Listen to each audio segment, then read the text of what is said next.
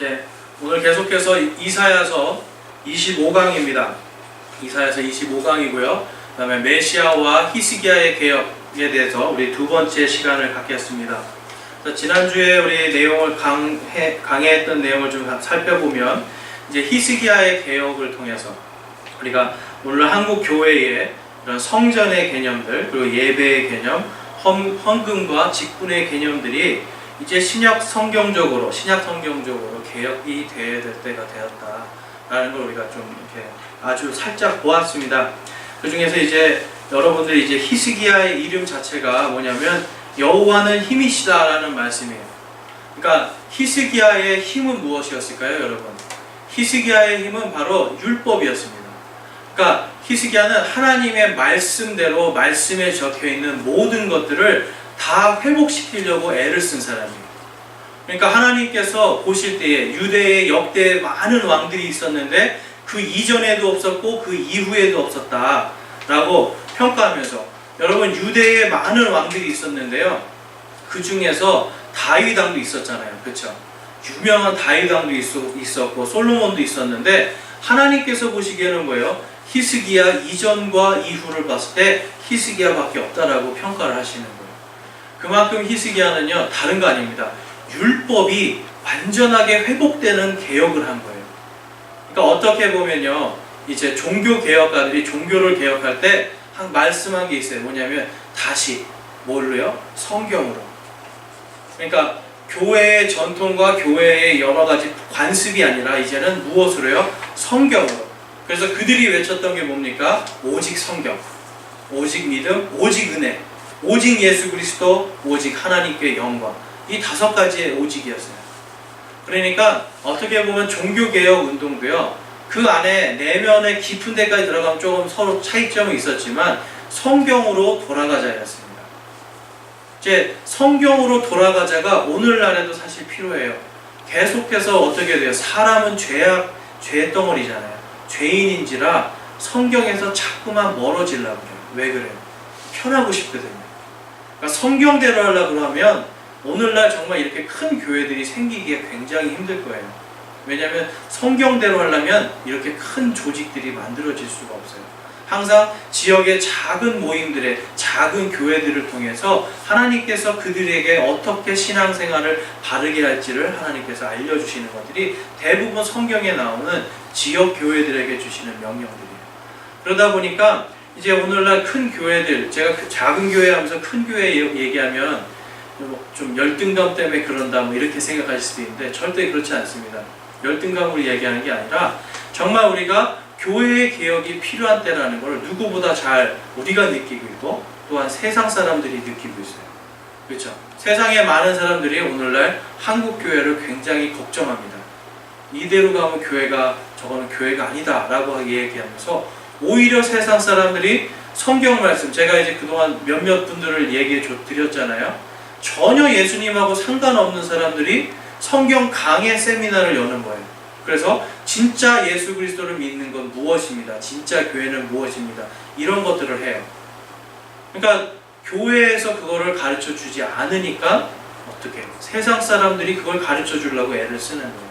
그렇지만 참 안타까운 것들은 대부분 그런 사람들이 가지고 오고 제시하고 있는 성경적인 모델이 진짜 신약 성경에 있는 모델이 아니라 바로 천주교에서 만들어 놓은 그러한 모델들을 가지고 이 교회들을 정죄하고 교회들에게 새로운 대안들을 제시하고 있다. 그러니까 예수 그리스도가 아니라 무엇을 해요? 선행으로서, 좋은 일들로서, 종교적인 어떤 거룩함, 경건함을 통해서 무엇을 해요? 구원으로 나아가자라는 길을 제시하는 거예요.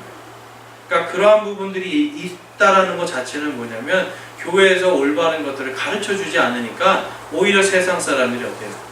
세상 사람들이 성경을 더 많이 연구해서 엉뚱한 거지만 가르쳐주고 있는 현실이에요. 그러니까 저희가 이 작은 모임이지만 결코 이곳에서 저희들이 다루는 이러한 문제들, 다루는 하나님께서 주시는 말씀들 하나하나가요, 사실은 한국교회 전체가 이것을 듣고 함께 이야기해야 될 부분들이 굉장히 많습니다. 여러분들 이제 오늘 나누는 이야기들 속에서 한번 여러분들도 깊이 생각하면서 과연 우리 안에 있는 정말 묵은 때들은 무엇인지, 하나님을 믿는데 믿고 정말 올바르고 바르게 신앙생활하는데 무엇이 필요한지 우리가 한번 살펴보기 원합니다. 이제 제가 지난주에 이제 거기 제가 나눠드린 유인물 1페이지에 보면 이제 열왕기하 18장 5절에서 6절 말씀 읽어보겠습니다. 우리 함께 읽어보겠습니다. 히스기야가 주 이스라엘의 하나님을 신뢰하였으니 그러므로 그 후에 유다 왕들 중에 그와 같은 자가 없었고 또한 그 이전에도 없었더라.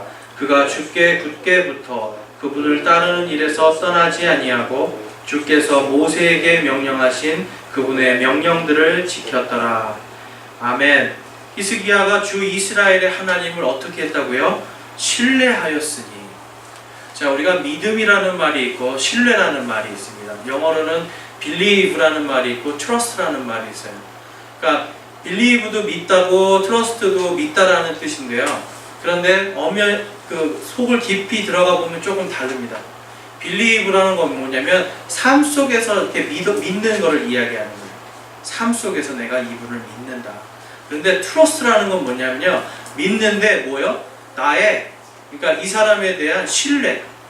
그러니까 이 사람에 대한 신용 있죠. 신용까지. 그러니까 이 사람을 정말 그 사람의 신용을 내가 받아들인다. 그러니까 여러분 은행에서 대출을 받을 때 우리 신용 등급이라는 게 있잖아요. 그렇죠? 신용 등급이 높을수록 어때요? 돈을 많이 주잖아요. 낮으면 낮을수록 어떻게 해요? 돈을 조금 주잖아요. 같은 재산일 때에. 근데 우리가 하나님을 어떻게 해요? 100%, 200% 그분을 신뢰할 때는 어떻게 해요? 우리의 삶을 다 줄 수가 있는 거예요. 그런데 하나님을 믿습니다 하지만 우리가 그분을 어떻게 20%만 신뢰한다고 생각해 보세요. 100%가 아니라 하나님께서 하나님을 믿는 그 믿음이 하나님을 신뢰하는 그 신뢰가 신용을 20%만 준다고 한다면 어떻게 하세요? 우리가 하나님께 20%밖에 우리의 삶을 드릴 수가 없는 거예요. 그러니까 여기에서 지금 히스기야가 하나님을 신뢰하였다라고 이야기하고요. 모세에게 명령하신 그분의 명령들을 지켰더라라고 하는 말씀은 뭐냐면 히스기야가 그의 삶 속에서 하나님의 모든 말씀을 지키고 무너졌던 모든 장막들을 다시 세우고 무너졌던 율법 체계를 다시 세우고 하나님 앞에 가장 신실하게 서려고 노력했던 왕이다. 우리는 그렇게 볼 수가 있습니다. 그러니까 히스기야도 여러분 이 뒤에 보면 아시겠지만 이 사람도 실수하는 사람이에요. 실수하는 우리와 똑같이 실수하고 우리와 똑같이 죄를 가진 사람인데 그럼에도 불구하고 이 사람이 하나님께 이렇게 인정받을 수 있었던 건 다른 게 아닙니다. 하나님의 말씀을 완전하게 지키려고 노력했다는 거죠. 그러니까 하나님의 말씀을 완전히 지키려고 노력하는 것. 이것이 우리가 예수 그리스도를 믿을 때요. 하나하나 작은 거 하나까지도 하나님의 말씀에 과연 이것이 맞는 것인가 아닌가를 잘 분별해 보는 습관을 들여야 돼요. 그냥 목사가 이렇게 얘기한다고 해서 딱 믿으시는 게 아니라 정말 하나님의 말씀이 어떠한가. 그렇죠? 아무리 유명한 사람이 엄청난 능력을 발휘한다 해도 정말 하나님의 말씀이 과연 그러한가를 여러분들이 아셔야 돼요. 그래서 제가 지난주에 이 방언에 대해서 한번 말씀을 드렸는데요. 먼저 이제 로마서 15장 18절 말씀 한번 보면 우리 그 당시에 사도들의 표적과 그런 기적들, 이적들이 어떤 것을 위해 쓰여졌는지를 말씀해 주고 있습니다. 우리 함께 읽어볼까요? 이는 이방인들을 순종하게 하려고 그리스도께서 나를 통해 말과 행위로 능력 있는 표적들과 이적들을 통해 하나님의 영의 권능으로 이루신 그 일들 외에는 그 어떤 것도 내가 감히 말하지 아니할 것이기 때문이라. 하나님께서 복음을 전하고 사망의 그늘 속에 있는 사람들을 빛으로 생명으로 인도하시기 위해서 이 사도 바울은 뭐라고요? 이는 이방인들을 순종하게 하려고라고 말씀하시는 거예요. 그러니까 당시에 이방인도 포함되고요. 그 다음에 유대인들, 유대교 안에 꽉 그 유대의 전통 속에 매여 있는 사람들, 그러한 사람들은 어떻게 해요? 표적과 이적, 기적을 보면 어떻게 돼요? 와, 정말 하나님께서 살아계시는구나. 예수 그리스도께서 살아계시는구나를 믿을 수가 있는 때가 됐죠. 그렇죠? 근데 이때는 언제입니까? 아직 성경이 완성이 안 됐을 때예요. 그러니까 더욱더 사람들에게는 어때요? 그리고 당시에는 어떻습니까? 글씨를 읽을 수 있는 사람이 그렇게 많지가 않았어요. 그렇죠? 베드로가 하나님의 말씀을 전할 때 사람들이 놀라잖아요. 갈릴리 어부, 무식쟁이인 줄 알았는데 어떻게 하나님의 말씀을 줄줄줄 선포하니까 어떻게 해요? 깜짝 놀라거든요.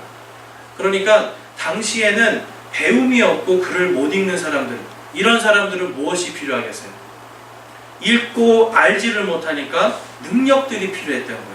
기적들이 필요했던 거예요.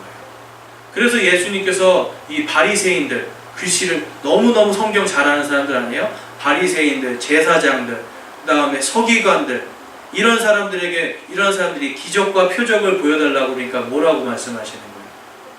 내가 악하고 음란한 세대에게는 무엇밖에? 요나의 표적밖에 줄 것이 없다. 이 얘기를 하는 겁니다.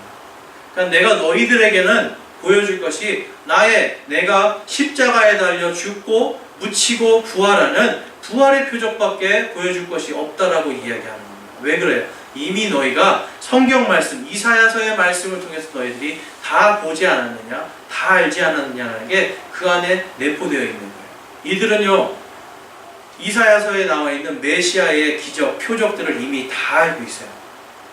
다 알고 있고 그것을 예수님께서 하시는 걸 다 봤어요. 그럼에도 불구하고 어떻게 합니까? 예수님을 메시아가 아니라고 이 사람들은 우기기 시작하는 거예요. 그러니까 하나님께서 뭐라고 그래요? 악하고 음란한 세대다. 특별히 악하고 음란한 세대가 뭐를 구한다고 했고요? 표적과 기적을 구한다. 이것을 이야기하는 거예요. 그러니까 하나님께서는요, 복음을 전하고 예수님께서 메시아임을 증거하시기 위해서 그 당시에 이러한 죽은 사람을 살리고 앉은뱅이를 일으키고 눈먼 자들이 눈을 뜨고 귀머거리와 소경이 어떻게 해요? 듣고 말할 수 있는 그러한 것들을 볼 수 있는 이러한 것들을 기적을 통해서 정말 이 예수님께서 살아계신 하나님의 아들이시고 메시아인 것을 증거했던 겁니다. 그런데 이제 이것이 오늘날에는 언제부터 이렇게 됐냐면요, 여러분. 오늘날 이제 방언, 예언, 기적, 치유 이런 거 언제부터 생긴 것 같으세요, 여러분?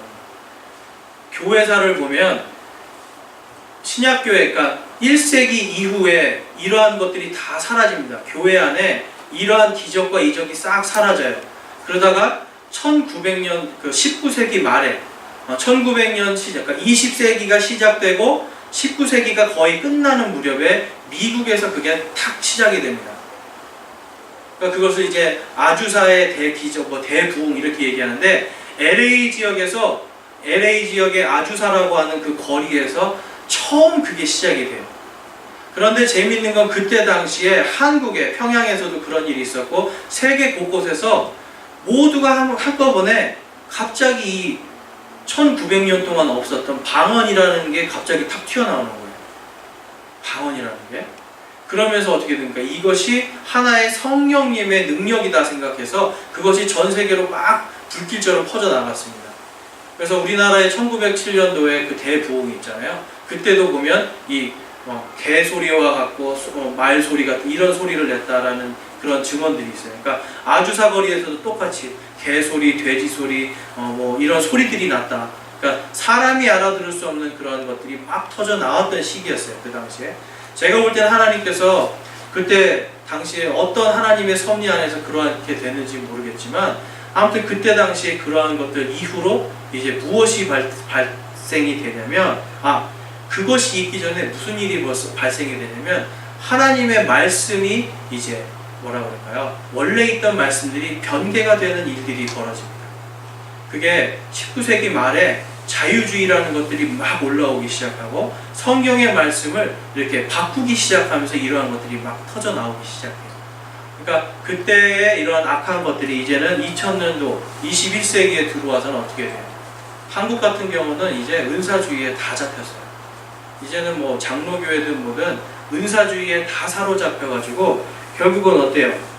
방언하고 무슨 예언하고 치유하고 이런 게 성령의 은사인 줄 알고 지금 하나님의 말씀에서 멀어져 가고 있습니다.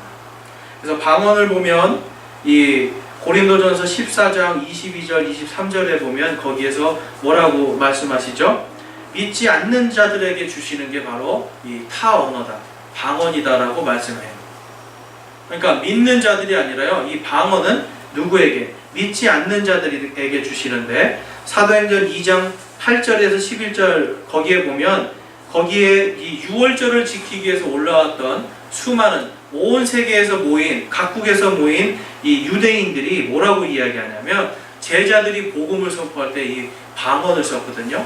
그럴 때 뭐라고 하냐면 어떻게 우리 각 사람이 우리가 태어난 곳에 우리 언어로 듣느냐라고 얘기하면서 16개의 언어로 사도들이 복음을 선포한 내용이 나옵니다. 그러니까 처음부터 이 방언은 뭐냐면 믿지 않는 자들이, 특별히 외국인들이, 하나님의 말씀을 알 수 없는 자들이 하나님의 말씀, 진리의 복음을 알아들을 수 있게 해주기 위해서 하나님께서 이 말씀을 하시는 거예요. 근데 이건 역시도 마찬가지로 구약 성경에 다 예언이 되어 있습니다. 그러니까 구약 성경에 더듬거리는 입술들이 너희들에게 선포할 거다라고 하는 말씀이 있는데요. 그 말씀이 그 말씀이 성취가 되는 겁니다. 그래서 이제 제가 말씀드리면서 오늘날은 어때요? 불교, 힌두교, 이러한 이슬람 모두가 기독교에서 하는 이 방언과 똑같은 방언을 합니다. 그것이 바로 쿤달리니라고 하는 그러한 악한 영, 그 다음에 만추라라고 하는 그러한 악한 영을 불러들이는 기법들, 이런 것들로 인해서 똑같은 현상들이 동시에 일어나고, 또한 어떻게 해요? 힌두교에서는 똑같이 그 힌두교에 있는 구루라고 하는 사람들, 최고의 영적인 지도자들이 어떻게 해요? 안수를 함으로 인해서 어떻게 해요? 다 쓰러뜨리고 거기서도 치유해요. 여러분, 힌두교에서도 이런 주술요법들을 해서 다 치유합니다. 그러니까 오늘날 기독교에서 하는 것과 똑같은 이러한 치유 사역들을 다 하고 있습니다. 그런데 성경에서는 절대로 장풍 쏴서 넘겨뜨리고 사람 넘어뜨리는 그런 게 나오지 않는다는 거예요. 네. 쓰러진 자, 죽은 자도 일으켜 세우고 안진뱅이도 일으켜 세우고, 그렇죠? 그런데 하나님은요 어때요? 하나님께서 성경에 나와 있는 치유 사역들, 그리고 방언, 모든 것들을 보면 어때요? 굉장히 질서가 있어요. 질서가 있고 굉장히 누가 봐도 이것은 굉장히 아름다운 모습으로 나와요.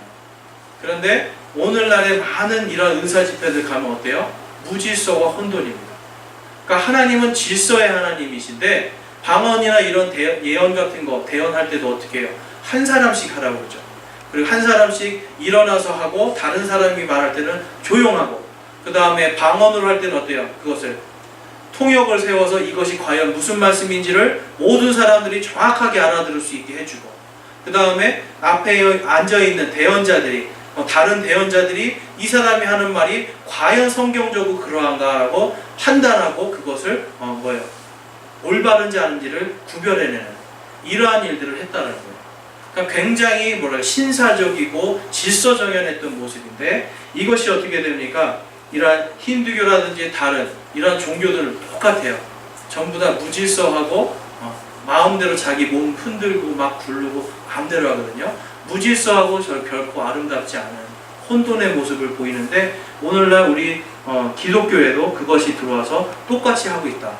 그래서 여러분, 우리가 성경 말씀으로 돌아가야 될 때는요, 아무리 능력이 있다고 해도 그 능력이 있고 뛰어난, 아주 그냥 진짜 죽은 사람 일으켜 세웠다고 하더라도 그 사람이 하는 하나하나를 어떻게 성경 말씀에 비추어서 과연 성경적으로 맞는가를 우리는 조명해 봐야 돼요. 그냥 무턱대고 따라가면 안 되는 거예요. 항상 말씀으로 조명해 보는 겁니다. 말씀으로 조명하는데 시간이 좀 걸릴 수도 있고, 내가 이것을 잘 이해 못해서 받아들이지 못할 수도 있어요. 근데 그게 문제가 되나요? 오히려 그건 문제가 안 돼요. 말씀으로 잘못되어 있는데 조명하지 못하고 그냥 막 따라가는 건 그게 잘못되는 거죠. 그래서 여러분, 하나하나 우리들이 다 짚어봐야 될 부분이 있습니다. 그래서 이제 방언과 대언에 대한 부분 제가 그렇게 말씀드렸고, 그 다음에 이제 항상 여러분들이 생각하셔야 되는 게 고린도전서 13장 8절에서 10절에 있는 말씀인데요. 거기에서 우리 한번 볼까요? 고린도전서 13장 8절에서 10절 말씀입니다. 이제 이걸 영어로 보면 굉장히 이제 잘 알 수가 있는데, 그래도 한번 보겠습니다. 13장 이제 8절 말씀, 8절부터 10절 말씀 함께 읽어보겠습니다. 사랑은 결코 없어지지 아니하되 대언은 있다 해도 없어질 것이요 타 언어들도 있다 해도 그칠 것이며 지식도 있다 해도 사라지리라. 우리가 부분적으로 알고 부분적으로 대언하나 완전한 것이 오면 그때에는 부분적인 것이 없어지리라. 아멘. 기적과 표적과 이런 여러 가지 것들은 성경 말씀이 오시기 전에 어때요? 부분적이라는 거예요. 그러니까 여러분, 성경 말씀은 제가 뭐라고 했죠? 이거는 예수 그리스도에 대한 말씀이에요. 성경은요, 예수 그리스도의 말씀인데 이러한 기적과 여러 가지 은사들은 뭐예요? 예수 그리스도의 복음을 증거하기 위한 일부분들이었어요. 그런데 이러한 일부분들이 어떻게 해요? 영어로 보면 뭐라고 하냐면 they shall fail 이라고 얘기해서 이것들이 반드시 없어질 거다라는 걸 말씀합니다. 그러니까 그냥 없어질 수도 있다가 아니라요, 없어질 거다라고 아예 그냥 딱 얘기를 하시는 거예요. 하나님 말씀에서. 그래서 성경이 완성이 된 AD 90년에서 약 이제 기원 후 90년에서 100년 사이, 요 이후부터는 어떻게 돼요? 이러한 기적과 이적들이 이제 사라지게 되는 거예요. 그리고 심지어는 디모데나 야고보도 뭐라고 그래요? 약을 쓰라는 이야기를 하잖아요. 그러니까 예수 그리스도를 믿기 전에 믿지 않는 자들에게는 이러한 그 당시에 기적들이 필요했어요. 그렇지만 믿는 자들에게는 어떻게 해요? 이 야고보서라든지 디모데 전서에서는 우리가 알 수 있는, 상식적으로 알 수 있는 의료 행위들, 그러니까 의학적인 지식 안에서 약들을 쓰고 치료를 하라는 거예요. 그러니까 그런 거 안 쓰고 어떻게 해요? 기적만 바라고 가는 거, 하나님이 별로 기뻐하시는 거 아니에요. 하나님 앞에서는 우리가 약도 먹고 수술할 수 있으면 수술도 하고 정상적인 의료 행위를 다 하면서 하나님 앞에 간구하고 기도하고, 성도들이 매달려서 하나님 낫게 해주십시오 기도하고 할 때 어때요? 거기에서 하나님의 치료의 능력이 나타나는 거예요. 그러니까 우리는 그러한 것을 생각하면서 오늘날에 일어나는 여러 가지 이러한 교회 안에 있는 일들 한번 우리가 하나씩 살펴보면 좋을 것 같습니다. 그래서 이제 제가 지난주에 히스기야의 개혁에 대해서 이제 말씀을 드렸는데요. 우리 2페이지 한번 보겠습니다. 그래서 오늘은 제가 히스기야의 개혁, 이것은 옛 언약 회복 운동이라는 제목을 달았고요. 그 다음에 히브리서에 나오는 예수님의 개혁, 이것은 새 언약과 새 시대로의 개혁이라는 제목을 달았습니다. 그래서 히스기야의 개혁에 대해서 우리 한번 지난주에도 살펴봤는데 오늘 한번 다시 한번 보겠습니다. 그래서 히스기야는 총 3가지의 개혁을 했습니다. 그런데 이 개혁은 뭐예요? 제가 아까 말씀드린 것처럼 하나님의 말씀으로 돌아가자. 말씀, 하나님의 율법의 회복과 언약의 회복이었어요. 그래서 첫 번째는 예배 회복, 두 번째는 믿음 회복, 세 번째는 율법 회복 운동이었는데요. 율법 회복, 예배 회복 운동에서는 옛 제사장 체계가 다시 회복되는 것. 그러니까 우상을 숭배하니까요, 이들이 어떻게 해요? 레위인들이나 하나님께서 정해주신 아론의 자손들, 그것을 통해서 내려온 제사장 체계를 어떻게 해요? 다 무너뜨렸잖아요. 히스기야의 아버지는 무슨 일을 했죠? 성전의 모든 기물들을 다 부수고, 그 다음에 성전 문을 닫고 성전 예배를 완전히 다 없애버리고 어떻게 해요? 우상 숭배하는 산당들을 짓고 제단들을 만들었습니다. 그런데 그것을 해야 될 제사장들은 어떻게 해요? 자기들 마음대로 세웠어요. 그러니까 히스기야가 처음에 예배 회복 운동할 때는요, 당연히 뭐 먼저 시작해야 되냐면 제사장 체계가 회복되는 쪽으로 가야 돼요. 그러니까 제사장이 먼저 세워져야 그 다음에 하나님께 이 온전한 헌물을 드릴 수 있는 그러한 하나님의 말씀, 율법대로 돌아갈 수 있게 됩니다. 그러니까 어떻게 해요? 히스기야가 제사장 체계를 만들고 성전 문을 열고 성전의 모든 다 없어졌던 기물들을 어떻게 해요? 다시 다 만들고, 그렇죠? 그 다음에 레위인들 불러가지고 제사장들이 해야 될 일들을 다 회복시킵니다. 그런데 제사장들이 밥을 먹어야 되잖아요, 그렇죠? 그 다음에 일을 해야 되니까 그 다음에 믿음 회복 운동에서 11조를 다시 회복시키는 거예요. 그거는 제가 다시 얘기하겠습니다. 이따가. 그래서 산당들을 제거하고 우상을 깨트리고 작은 숲 아세라를 베어내고 모세의 노뱀을 완전히 산산조각내서 오직 주 하나님께만 예배하는 성전 예배를 회복시키는 게 열왕기하 18장 4절에서 5절 말씀에 나옵니다. 여러분, 이게 그냥 이렇게 그냥 했겠지가 아니에요, 여러분. 정말 이 작은 숲을 벤다는 자체는 뭐냐면 사람들에게 완전히 생활 속 깊은 곳까지, 작은 숲을 어디에 만들었냐면 이런 산당들은 어디 있어요, 여러분? 산에 있는 거예요. 근데 작은 숲은 어디냐면 자기 집에다 만들어 놓는 거예요. 집에다. 우리 집에다가 무슨 이렇게 요즘 옛날에 그런 거 있지 않았어요? 이렇게 지성 드리는 이런 거 따로 이렇게 놓잖아요. 그런 식으로 작은 숲을 만들어요. 아세라를. 그래서 거기에다가 절을 하는 거예요. 근데 무엇을 위해서? 풍요와 다산과 번영을 위해서. 그래서 제가 말씀드린 게 뭐였죠? 오늘날 우리나라의 이런 교회들이 풍요와 이러한 번영과 복에, 기복에 대한 이러한 신앙이 들어가면 사실은 우리가 하나님께 온전한 예배를 드릴 수가 없는 거예요. 그게 바로 어떻게 보면 집에서 매일같이 십자가를 걸어놓고 십자가에서 기도를 드리지만 어떻게 보면 그것이 오늘날의 새로운 아세라에게 작은 숲에 기도하는 것처럼 될 수가 있어요. 그래서 제가 강조하는 게 그거잖아요. 예수 그리스도의 그 십자가의 구원, 부활의 그 구속함을 기도하고 날마다 그것에 감사하자고 하는 이유가 있어요. 그것이 항상 감사하고 기뻐야 됩니다. 그럴 때는 어때요? 아파도 십자가의 보혈을 통해서 그 은혜가 너무나 감사해서 아파도 감사할 수 있는 거예요. 그러니까 항상 기뻐하라라는 말씀이 있잖아요. 그렇죠? 우리가 무엇으로 기뻐할 수 있습니까? 바로 예수 그리스도의 대속의 피, 그 부활의 능력으로 기뻐할 수 있는 거예요. 아픈 거 낫게 해주시고 뭐 이런 게 아니에요. 돈 주시고 내가 힘들 때 뭘 채워주시고 이런 게 아닙니다. 가장 근본적인 것은 우리가 구원받을 수 있도록 해주신 하나님의 은혜예요. 그래서 여러분이 은혜에 대해서 얼마나 깊이 감사해야 되는지, 그것이 바로 이제 히브리서에 나오는 하나님 예수 그리스도의 개혁에 나옵니다. 거기에 보면 예수님께서 히브리서에 보면 무엇을 하셨냐면 새로운 제사장 체계를 만들었다. 그렇죠? 뭐냐면 이제 어떻게 됩니까? 율법의 제사장은 혈통, 레위인의 혈통에서만 나올 수 있고요. 사람의 뜻, 사람이 세우는 사람들이 되는 거예요. 그러니까 혈통과 사람의 뜻으로 되었던 제사장 체계가 이제는 어떻게 해요? 예수 그리스도를 믿는 모든 사람들이 제사장이 될 수 있는 체계로 바뀌어버리는 거예요. 그렇죠? 그래서 너희는 선정된 세대요 왕가의 제사장들이다 라고 베드로전서 2장 9절에서 말씀하시는데, 예수 그리스도를 믿음으로 인해서 어떻게 돼요? 이제는 모두가 제사장이 되는 시대가 되는 거예요. 그 말인즉슨 뭐냐면 예수 그리스도의 그 보혈의 피를 통해서 이제는 어떻게 해요? 우리가 하나님께 직접 나아갈 수 있게 됐다는 거예요.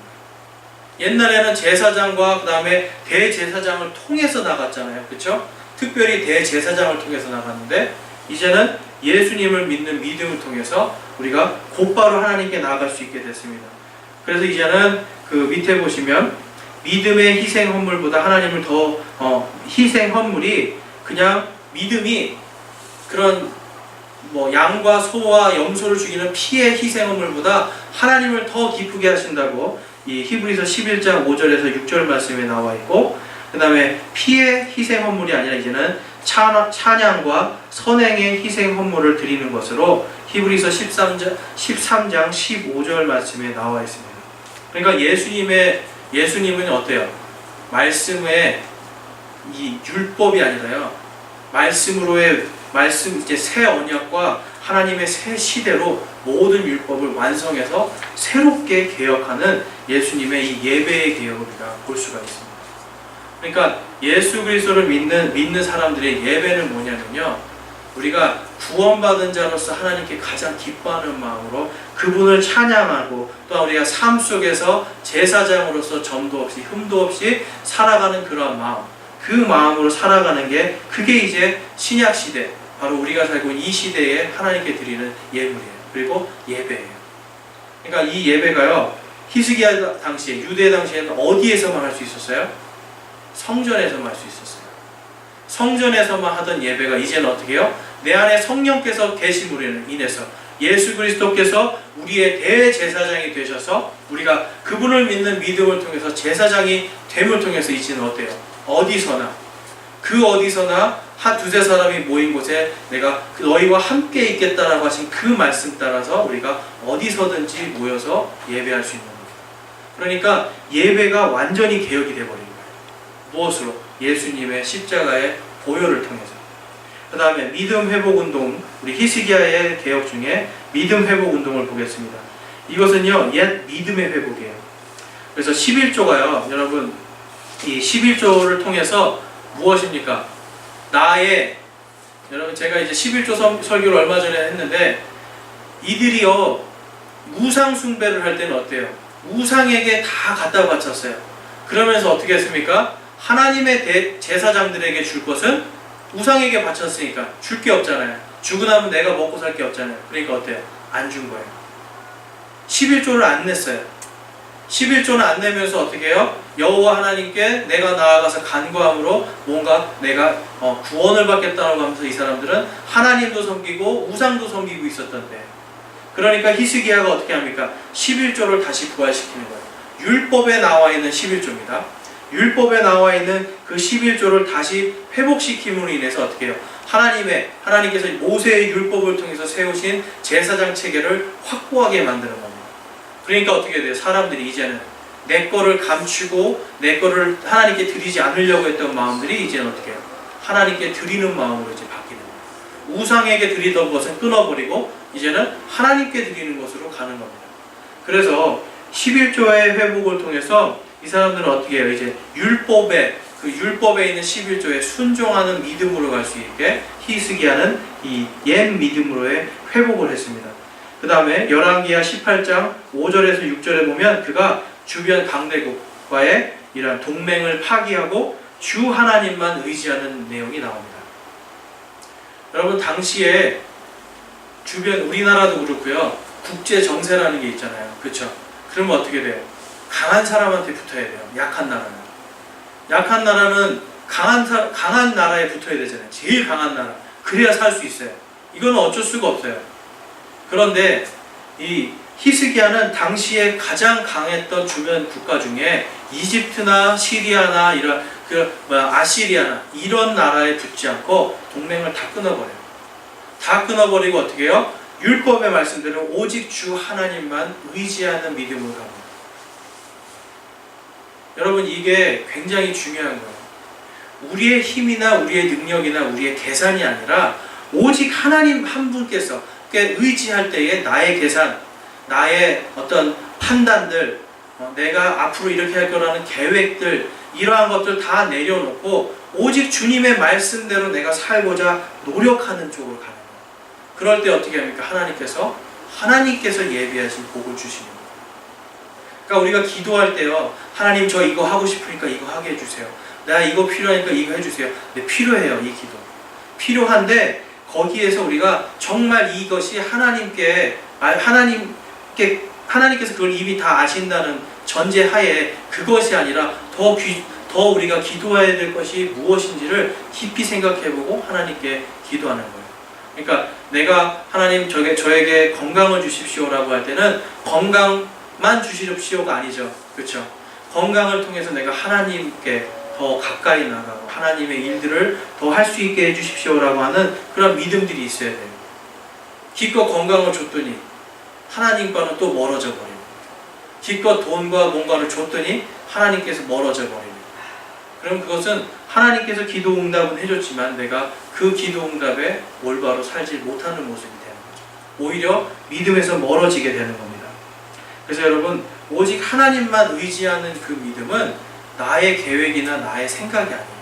그것은 내려놓고 주님의 말씀이 과연 무엇이라고 하시는지, 주님께서 과연 무엇을 기뻐하시는지를 올바로 말씀으로 잘 우리가 생각해보고 그것을 토대로 기도하는 것, 그것을 토대로 하나님만 의지하는 것, 그것이 필요한 겁니다. 그래서 히브리서에 나오는 예수님의 개혁에 보면 이 믿음의 개혁이요, 11조가 이제 무엇으로 바뀌어요? 율법의 순종이 아니라 원래 아브라함이 했었던 믿음의 은혜로 가는 거예요. 아브라함에게 했던 첫 번째 11조는 무엇이었습니까?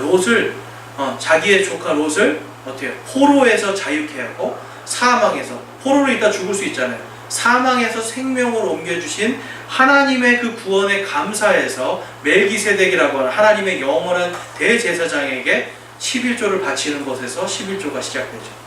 그러니까 11조는 처음부터 율법이 아니라 무엇이요? 은혜로서 드렸던 거예요. 구원의 은혜와 기쁨으로.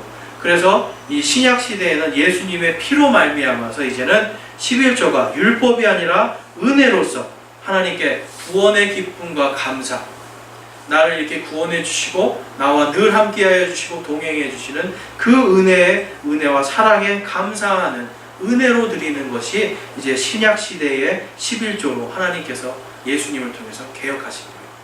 그러니까 다시 어떻게 보면 아브라함이 드렸던 처음의 은혜의 11조로 가는 거죠. 예수님을 통해서 그렇게 바뀝니다. 그 다음에 히브리서 11장 40절에 보면 이제 신약 성도로 인해서 구약 성도가 완전해졌다라고 말씀을 하시거든요. 그러니까 이제 율법은 히브리서에서 계속 말씀하는 건 뭐냐면 율법은 불완전한 거다. 그런데 예수 그리스도의 보혈의 피를 통해서 율법이 완전해졌다. 그것을 계속 이야기하거든요. 그러니까 더 이상 구약으로 돌아가지 말아라라는 게 히브리서의 주 내용이에요. 그러니까 신약 시대를 살고 있는 이제 우리가 다시금 옛날의 제사장 체계로 돌아가면 안 된다라는 거죠. 바로 예수 그리스도의 그 보혈로 하나님께 나아가는 겁니다. 그런데 오늘날 많은 교회들이 이제 어떻게 해요? 예수 그리스도께 나아갈 때 마리아를 통해서 성자들을 통해서 아니면 어떤 목사님들을 통해서 나아가는 구약의 제사장 체계를 따라가는 것 쪽으로 자꾸 흘러가고 있는 거예요, 지금. 그렇죠? 사실 우리가 이런 뭐 치유 집회 이런 데 이제 가서 막 치유하고 막 이런 거 하잖아요. 근데 엄밀히 따지면 우리 이 안에서 우리 안에서 아픈데 손 얹고 하나님 앞에 정말 사랑하는 마음으로 하나님 치유해 주십시오 기도하는 게 더 큰 능력입니다. 엄밀히 따지면. 왜냐? 하나님께서 이 교회 안에 모여있는 여기 있는 성도들에게 하나님께서 뭐라고 하셨어요? 예수님께서 두세 사람이 내 이름으로 모인 곳에 내가 함께 하겠다고 하셨잖아요. 그러니까 지역 교회에게 하나님께서 주시는 엄청난 은혜는요, 많은 사람들이 모이고 큰 장소에 가서 그 유명한 사람들이 하는 그 능력하고 똑같아. 사실은 누가 더 크고 누가 더 위대하다 이렇게 말할 수가 없는 거예요. 지역교회에 한두 사람이 모인 곳에도 반드시 예수님의 성령께서 계시잖아요. 그럼 그 성령님이 작은 성령님이에요? 아니죠. 똑같은 성령님이에요. 제가 예전에 이 무릎을 크게 다쳐가지고 뛰지를 못했는데요.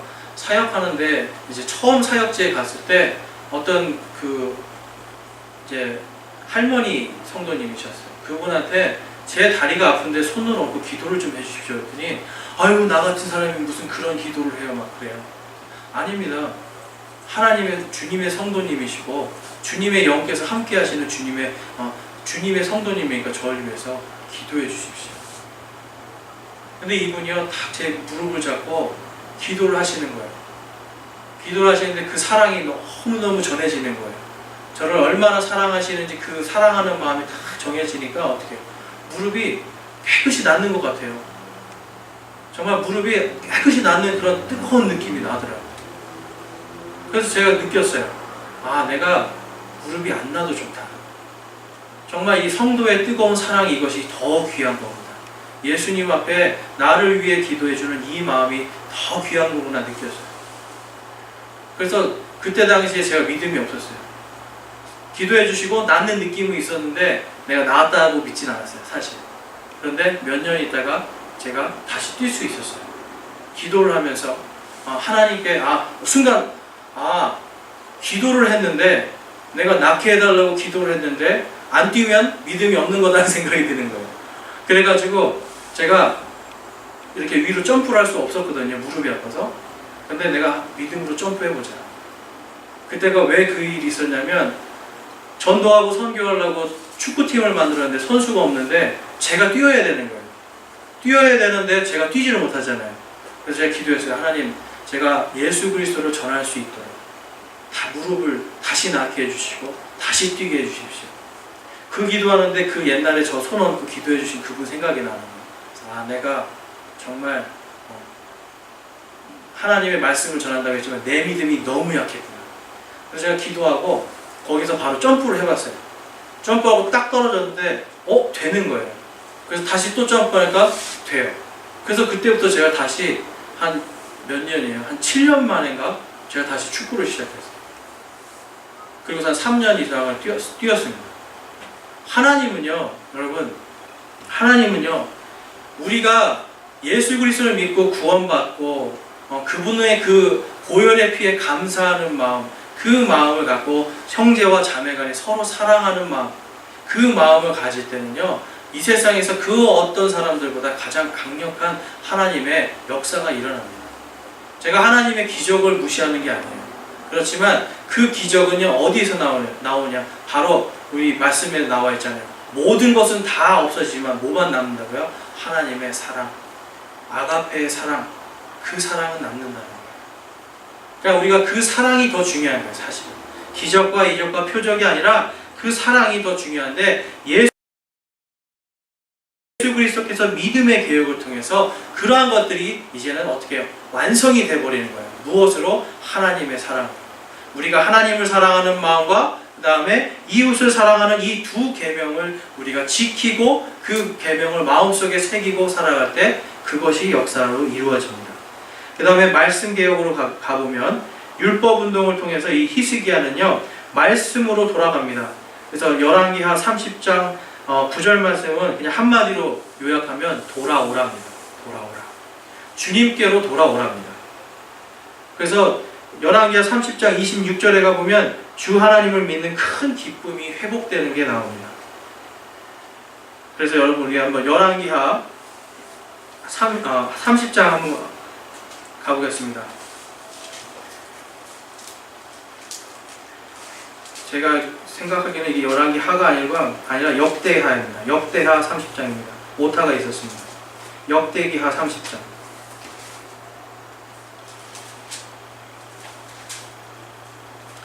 역대기하 30장, 우리 먼저 9절 말씀 먼저 보겠습니다.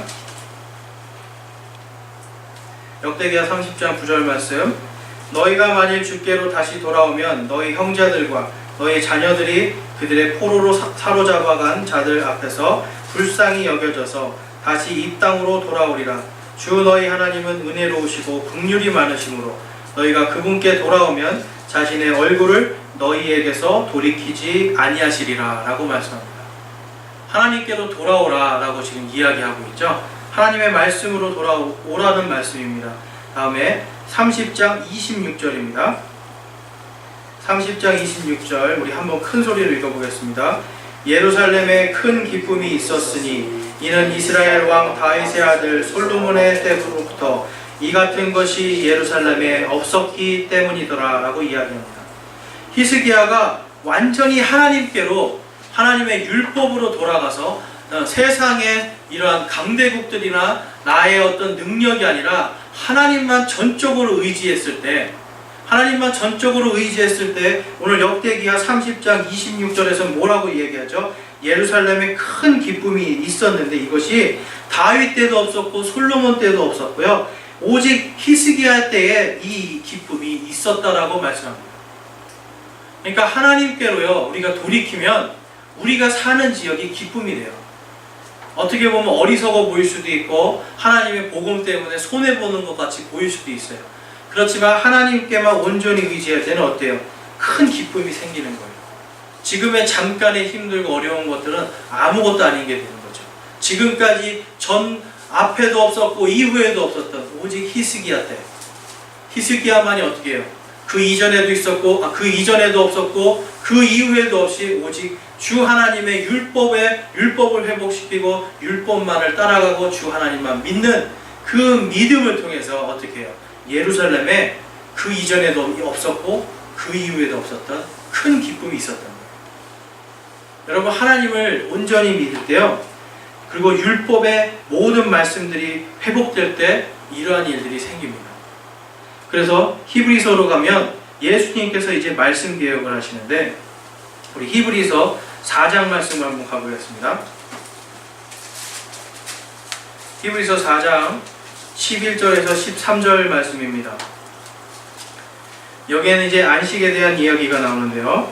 우리 한번 11절부터 13절까지 한번 읽어보겠습니다.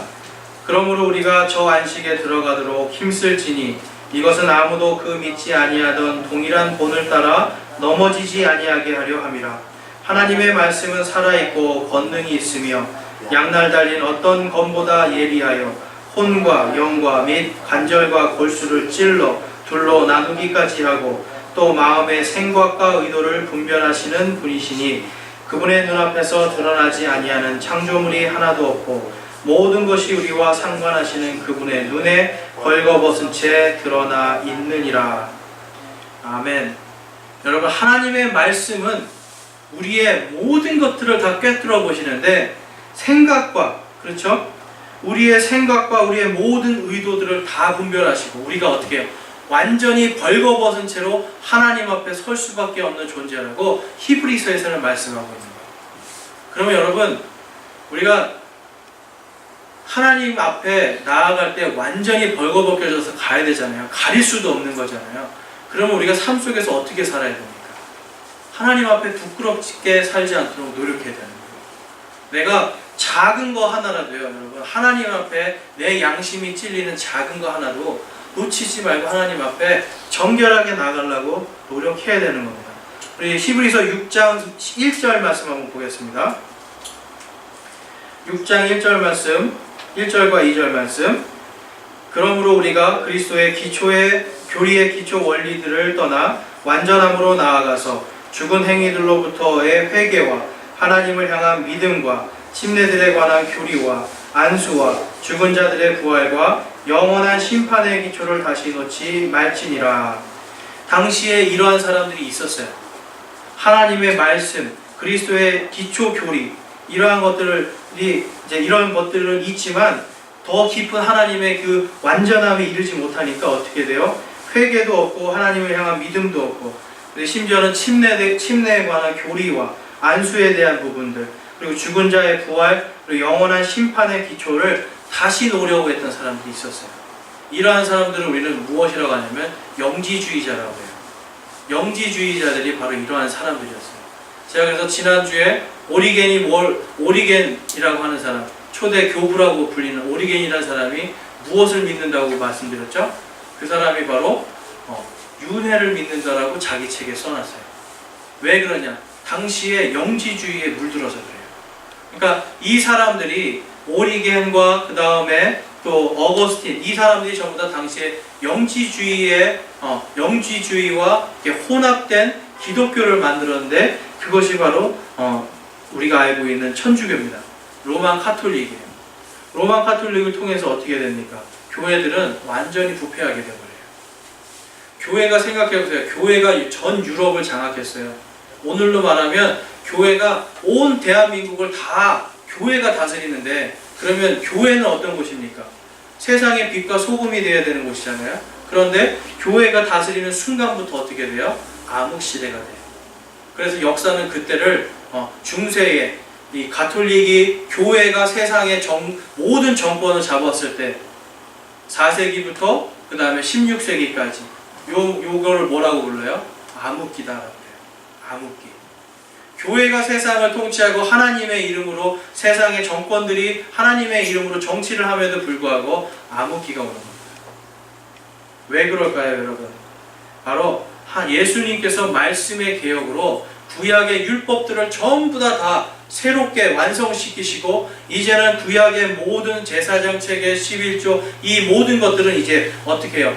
율법이 아니라 은혜로 바뀌었다. 모든 것들이 보라 새 것이 되었도다 하는 것처럼 완전하게 새롭게 되었음에도 불구하고 계속 거기에 머물고, 심지어는 다시 돌아가고, 그것을 우리는 백슬라이딩이라고 합니다. 뒤로 다시 미끄러져 들어감으로 인해서 어떻게 해요? 전 세계가 암흑 속에 갇히는 일이 벌어지는 거예요. 그래서 오늘 우리 히스기야의 개혁과 히브리서에 나오는 예수님의 개혁을 통해서 우리가 알 수 있는 건 뭐냐면요, 우리가 철저하게 이제 무엇이요? 하나님의 말씀으로 다시 돌아가야 돼요. 그러니까 교회에서 하는 모든 것들, 그리고 심지어 제가 여러분들에게 드리는 이 말씀조차도 여러분 성경으로 과연 성경이 그러한가를 여러분 살펴보셔야 돼요. 왜냐하면 저도 인간이고 죄덩어리잖아요. 죄덩어리이기 때문에 제가 하는 말이나 이러한 것들이 과연 그러한가 여러분들이 말씀으로 살펴보셔야 돼요. 그리고 말씀 속에서 갈등하셔야 돼요. 그리고 말씀 속에서 갈등하면서 하나님의 말씀이 과연 무엇이라고 하는지를 여러분들이 그것을 말씀 속에서 들을 수 있어야 돼요. 그럴 때 어떻게 됩니까? 여러분들의 신앙이 견고하게 설 수가 있어요. 이단이든지 아니면 이단 비슷한 정당이든지 거기에서 나오는 온갖 교리에 이러한 예수 그리스도를 아는 기초 교리들, 그리고 성숙으로 나가는 성화로 나가는 이러한 교리들에서 잘못된 것들을 우리가 어떻게 해요? 하나님의 말씀으로 분별할 수 있는 거예요. 그래서 오늘 제가 이 뒷부분은 또 준비한 걸 오늘 다 못하지만요, 하나님께서 주시는 오늘 말씀 속에서는요, 뭐냐면 오직 주 하나님만 의지하라는 거예요. 주 하나님만 의지해서 여러분 예배가 회복되고 믿음이 회복되고 율법이 회복되고 예배가 개혁되고 그 다음에 믿음이 개혁되고 말씀이 개혁되고 이러한 것들이 우리 교회 안에서 성도들 안에서 반드시 이것이 있어야 된다는 겁니다.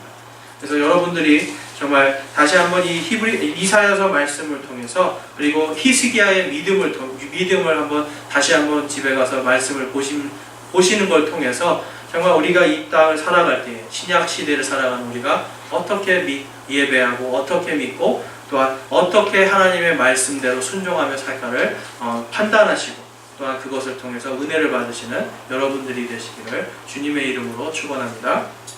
아멘.